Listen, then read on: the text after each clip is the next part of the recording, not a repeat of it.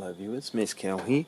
I just thought I'd show you something I found a little bit alarming. I've got my trusty Phillips PW401201 geiger counter, and it's got an aluminium disc on the front there.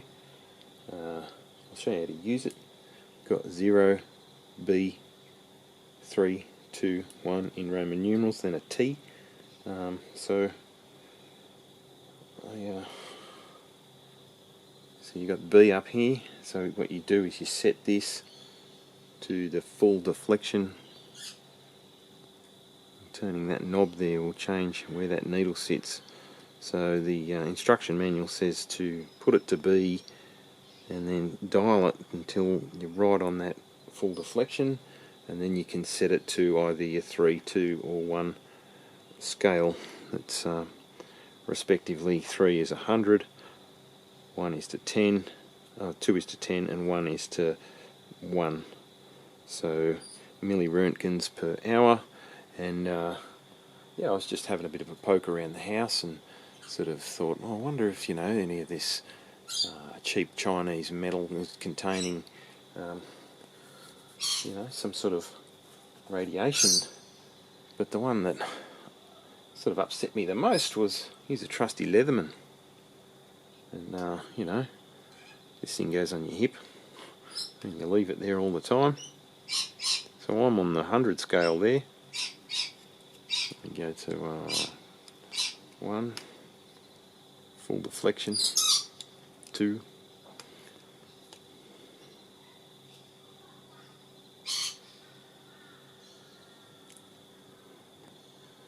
and back to 3.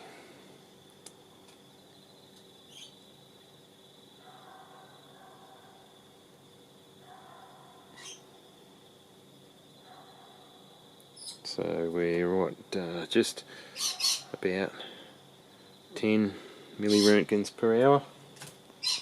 Here's my Leatherman charge.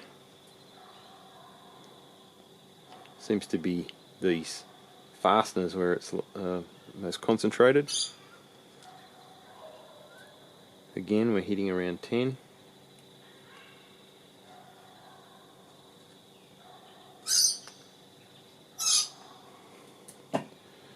So I tried something equivalent. Use a pair of side cutters with a similar fastener. Let's go to a bit more sensitive. We're down on the 1 scale.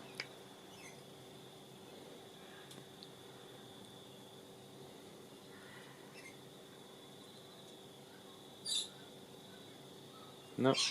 You'd think maybe if anything would be contaminated, then lead would be. So here's a roll of solder. Nope, nothing. I did get a deflection on a piece of iron around the edge of a mirror, so that was another curious one. But I just thought I'd share that and get your thoughts and comments, because why would your trusty Leatherman be radioactive?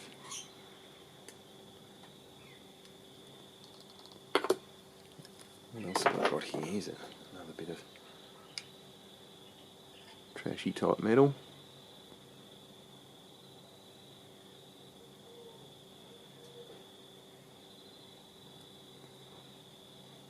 That's certainly Chinesium. Is this thing falsing or what?